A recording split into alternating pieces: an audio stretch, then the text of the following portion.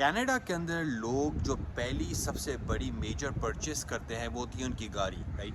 कौन सी गाड़ी लेनी है, कैसी गाड़ी लेनी है, न्यू लें यूज़ लें, इंश्योरेंस कितना होता है, मेंटेनेंस कॉस्ट कितनी होती है, अगर हम गाड़ी लेने जाते हैं तो क्या चीज़ें हमें बेसिकली रिक्वायर्ड होती हैं, पेपर वर्क क्या होता है। आज की वीडियो में हम सारी चीज़ों के बारे में बात करेंगे, राइट। हम 3 फेजेस के बारे में बात करेंगे, ओके। एक होता है first research phase, okay. Second है मतलब कि प्री बाइंग फेज, और द थर्ड जो बोलते हैं पोस्ट बाइंग, जब आपने गाड़ी खरीद ली है उसके बाद की क्या चीज़ें होती है, राइट। तो रिसर्च फेज के अंदर पहली तो चीज़ आपने ये डिटरमाइन करनी है कि आपका बजट कितना है और आपका यूज़ क्या है। एग्जाम्पल, अगर भाई आप शहर से ज़्यादा ड्राइव करते हैं, आपको ऐसा है कि आप विंटर में बहुत ज़्यादा ड्राइव करेंगे, तो कोशिश करके आप ट्रक लेते हैं या आप एसयूवी लेते हैं, राइट, ओके। क्योंकि आप ज़्यादा हाईवेज़ पर ड्राइव करेंगे।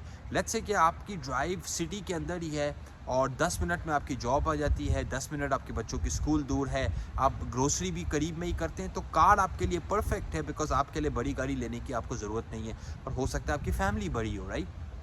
तो पहली चीज़ तो आपने अपनी जो है ना बजट को अलाइन करना है, बिकॉज देखो बजट बड़ा इंपॉर्टेंट है, राइट, ओके। कि आपके पास डाउन कितने हैं और आप मंथली पेमेंट कितनी अफोर्ड करने के लिए तैयार हो, क्योंकि ये बड़ी दो इंपॉर्टेंट चीज़ें होती हैं। लोग डीलरशिप जाते हैं, बजट होता है $300 मंथली का पेमेंट का, कमिटमेंट करके आ जाते हैं 400-500 का, तो वो फंस जाते हैं वहाँ पे, राइट। तो पहली चीज़ आपने ये करनी है कि अपने बजट को देखें और अपने यूज़ को देखें। उसके बाद सेकंड स्टेप पे ये सोचें कि मैंने यूज़ बाय करनी है या मैंने न्यू कार बाय करनी है। दोनों के गुड और बैड चीज़ें हैं। अब ज़ाहिर सी बात है, अगर हम नई गाड़ी है 50-60 हज़ार $70,000 की है, तो that's too much for you, right. तो हो सकता है नए इमिग्रेंट, राइट, प्रेफर करें कि आप यूज़ गाड़ी लें, राइट, ओके। तो इस दो चीज़ों के बारे में भी आपने बेसिकली अंडरस्टैंड करना है, राइट, ओके। तीसरी चीज़ जो आपको करनी है कि गाड़ी की कॉस्ट के अलावा बाकी कौन सी कॉस्ट होती है। मैं आपको एग्जांपल देता हूँ, कनाडा के अंदर इंश्योरेंस कॉस्ट होती है, आपकी गाड़ी की फ्यूल और ऑयल चेंज और इसकी कॉस्ट होती है, और मेंटेनेंस कॉस्ट होती है, राइट। आप इतनी पुरानी गाड़ी ना लें जिसमें, क्योंकि कनाडा के अंदर मैकेनिक का काम सस्ता नहीं है, महंगा काम है। मतलब कि आपका अगर मैकेनिक $150-200 पर आवर लेता है, छोटा सा भी काम निकला है तो $500-1000 ऐसे चले जाते हैं आपके, राइट। तो कोशिश करके बहुत करते क्या है लोग, कुछ या तो बहुत पुरानी गाड़ी ले लेते हैं या तो बिल्कुल नई लेकर आ जाते हैं, राइट, जो बहुत महंगी होती है। भाई बीच में जाएं, राइट, ओके। कोशिश करके 10 साल से ज़्यादा पुरानी ना लें, 2012, 2013, 2014, 15 तक की गाड़ी लें, क्योंकि वो इतनी भी नहीं चली हुई होती कि उसमें मेजर खर्चे निकलना शुरू हो जाते हैं, और वो इतनी भी एक्सपेंसिव नहीं होती कि आप अफोर्ड ना कर सकें, राइट, ओके। तो अब ये हो गया आपका एक तरह से प्री रिसर्च पेज। और एक और बात में इंश्योरेंस, राइट।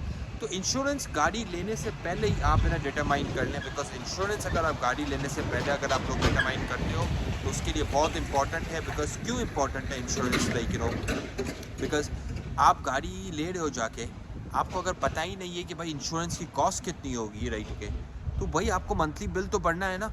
कम से कम अगर पुरानी गाड़ी है ना, आपका ड्राइविंग रिकॉर्ड अच्छा है, $100 इंश्योरेंस होगा। ज़्यादा से ज़्यादा इन मोस्ट केसेस जो इंश्योरेंस होता है नए इमिग्रेंट्स का, वो $150 से $250 के बीच के करीब होता है मंथली इंश्योरेंस। और उसमें भी डिपेंड करता है आप कौन सा इंश्योरेंस लेते हो। मैं कनाडा में हमेशा बोलता हूँ लोगों को कॉम्प्रीहेंसिव इंश्योरेंस लो। कभी भी आपका एक्सीडेंट होता है, कुछ भी होता है, आपको टेंशन लेने की ज़रूरत नहीं है, कोई हेडेक उठाने की ज़रूरत नहीं है। क्यों? आपका इंश्योरेंस सारी चीज़ें आपकी चीज़ें कवर करता है। तो अब हम फेज़ 2 पे पहुंचते हैं कि भाई प्री परचेज, आपने ये सारी रिसर्च कर ली, आपने अभी डीलरशिप पे गाड़ी देख के रखी है। जब आप वहाँ पे जाते हैं तो आपने वहाँ पे जाके क्या करना है, let's go and talk about it. आपने गाड़ी देख ली है, पहला रिसर्च हो गया है, अब आप डीलरशिप पे गए। आपने मेक श्योर करना है कि आप ये चीज़ें करें, बिकॉज ऐसा नहीं, कभी कभार लोग ऐसा होता है कि ख़राब गाड़ी ले लेते हैं, गाड़ी में कुछ खर्चा निकलता है। ये चीज़ें डबल ट्रिपल चेक करें, स्पेशली यूज़ कार में तो ये नॉन नेगोशिएबल है। पहली चीज़ आप करेंगे, टेस्ट ड्राइव आप करेंगे। आप टेस्ट ड्राइव करें, आप गाड़ी को प्रॉपर्ली टर्न करके देखें, गाड़ी को ब्रेक चेक करें, गाड़ी की एक्सेलरेशन चेक करें, गाड़ी की आवाज़ चेक करें, लेकिन उस सारे इलेक्ट्रॉनिक्स चेक करें, राइट, शीशे नीचे, राइट, गाड़ी का टेप, ये सारी चीज़ें आपको चेक करनी पड़ेंगी टेस्ट ड्राइव के अंदर, राइट, ताकि मेक श्योर करें कि मतलब कि चीज़ें चेक नहीं की, वही बात है कि बाद में जाके पता चला तो फिर आपके लिए हेडेक होता है, राइट। पहली चीज़ आपने टेस्ट ड्राइव करनी है। अगर आपको कोई भी कंसर्न आता है टेस्ट ड्राइव में तो वो आप गाड़ी से दूर रहें। सेकंड चीज़ जो आपने करनी है, राइट, उनसे आपने इन दो चीज़ों का पूछना है। कि भाई मुझे गाड़ी का ये जो है ना ड्राइविंग हिस्ट्री बताओ। ड्राइविंग हिस्ट्री मतलब एक्सीडेंट हिस्ट्री, मतलब कि भाई इस गाड़ी का कोई एक्सीडेंट तो नहीं हुआ है, क्योंकि अक्सर कनाडा में ऐसा होता है कि अगर गाड़ी का एक्सीडेंट हुआ होता है, वो पहली बात है गाड़ी का अगर एक्सीडेंट हुआ है तो वो हिस्ट्री में होगा कनाडा में 100%। वो आपके ऊपर है भाई, अगर गाड़ी एक्सीडेंट हुई है तो आप उससे नेगोशिएट भी कर सकते हैं। हो सकता है गाड़ी को साइड वाइड से लगाओ पर इंजन ठीक हो, तो ये आपने चेक करना है। कभी कभार गाड़ियों में ये होता है कि काफ़ी एक्सीडेंट पे खर्चा होता है, राइट ओके, तो ये आपने डबल चेक करना है कि गाड़ी का एक्सीडेंट ना हुआ हो, अगर हुआ भी है तो कोई मेजर एक्सीडेंट ना हो। सेकंड चीज़ जो आपने चेक करनी है, गाड़ी के मैकेनिक की रिपोर्ट चेक करनी है। अगर वो डीलरशिप आपको गाड़ी की मैकेनिक की रिपोर्ट नहीं दे रही है किसी भी वजह से, तो आप गाड़ी ना लें, राइट। या आप यूँ करें कि आप उससे बोलें कि भाई मैं जाके मैकेनिक को दिखा कर आता हूँ, राइट ओके। बिकॉज अक्सर क्या होता है, डीलरशिप लेट से बोलती है कि एसी काम नहीं करा, या कोई छोटा मोटा काम निकलता है, डीलरशिप बोलती है भाई ये तो $500 का काम है, ये तो 300 का काम है। पता चलता है कि जब मैकेनिक के पास जाते हैं तो वो काम 700 का हो जाता है, वो काम 1200 का निकल आता है। तो मेक श्योर करें, राइट ओके, कि अपनी गाड़ी जो है ना, राइट मैकेनिक की टेस्ट रिपोर्ट के बगैर ना लें, राइट ओके। कैनेडियन टायर, ऐसी बहुत सारी जगह हैं जहाँ पे आपको इजीली मेंटेनेंस रिपोर्ट वो निकाल के देते हैं, बता देते हैं आपको कि भाई ये सारी चीज़ें ठीक हैं, और ये 1-2 चीज़ों के अंदर आपका खर्चा निकलेगा बेसिकली गाड़ी का, राइट ओके। लास्ट चीज़ है, लेट्स से गाड़ी समझ में आ गई आपको, तो पेपर वर्क पे बात आती है। खास ख्याल रखें कि भाई फाइनेंसिंग आप किस किस्म की करवा रहे हैं, ओके। बैंक्स फाइनेंसिंग देती है अगर आपकी क्रेडिट अच्छी है। फाइनेंसिंग का रेट आप मेक श्योर करें कि इंटरेस्ट रेट आप कितना दे रहे हैं, और कोशिश करके डीलरशिप हमेशा आपको जो है ना बाकी चीज़ें बेचेगी, ये वारंटी वो वारंटी, कोशिश करके आप वारंटी ना लें, क्योंकि वो बेसिकली आप एक तरह से जो है ना पैसे, लेकिन वो जानबूझ के आपको आप सेल करते हैं, राइट। और है ना आपको अपनी गाड़ी पिकअप करने से पहले जब आप अपनी डील कर लो तो आपको 2 चीज़ें चाहिए होंगी। आपको गाड़ी की रजिस्ट्रेशन चाहिए होगी, और आपको अपना इंश्योरेंस करवाना पड़ेगा, राइट ओके। मैं जनरली क्या करता हूँ, बिफोर मैं ख़रीदने से पहले मैं अपने इंश्योरेंस को फ़ोन करता हूँ, पूछ लेता हूँ कि भाई गाड़ी का इंश्योरेंस कितना होगा, ताकि आपको ये भी पता चल जाए, डेफिनेटली नंबर आपको पता चल जाए। तो ये चीज़ें आपके पास अगर हो गई तो आपने बेसिकली गाड़ी जाके उठा ली, बाय कर ली, पिक कर ली, काम हो गया आपका।